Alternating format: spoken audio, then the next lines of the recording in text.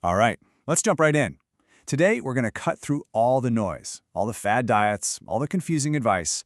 What we're doing instead is building a really simple but powerful blueprint for healthy eating based directly on our source material.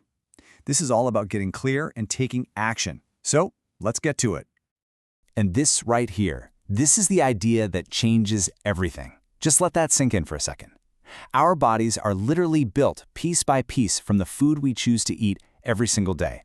It's not just fuel to get you through the day, it's the actual building blocks of you. This is the big idea we're going to keep coming back to. So if our bodies are a direct reflection of what we eat, where on earth do we even start? Well, the first principle is actually pretty simple. It all comes down to conscious, controlled eating. That is the single most important factor for your physical well-being. It's all about consistency, not about making things complicated. Okay, so how do we put that into practice? Well, the foundation of this whole thing isn't some crazy list of superfoods. Nope, it's something way more basic, a consistent daily schedule. You see, creating a predictable rhythm for your body is the first real step to taking back control. And this schedule lays out that rhythm perfectly.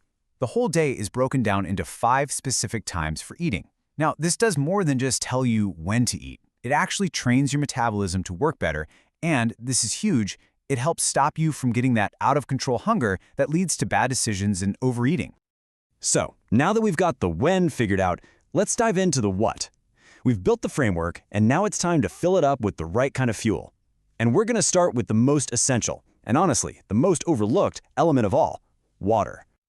Our source lays out a really simple but incredibly important rule for hydration. This isn't just about drinking when you feel thirsty. It's about strategically using water to help your body out. And it all boils down to one key number. Okay, so the magic number is 250 milliliters. Here's what you do. You drink 250 milliliters of water 1 hour before each main meal. So before breakfast, lunch, and dinner. And then you drink another 250 milliliters 15 minutes after each of those meals.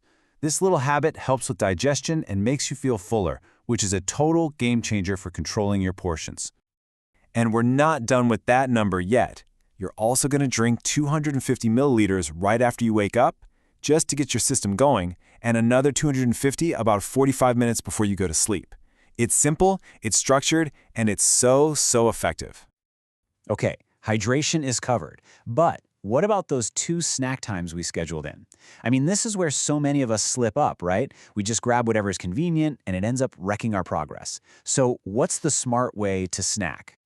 For your mid-morning and evening snacks, you want to stick to things like salads, fruits, fresh juices, or a handful of nuts. The key here is to stay away from heavy carbs. See, the whole point of a snack isn't to be a mini meal, it's just to keep you from getting so hungry that you go overboard at your next main meal.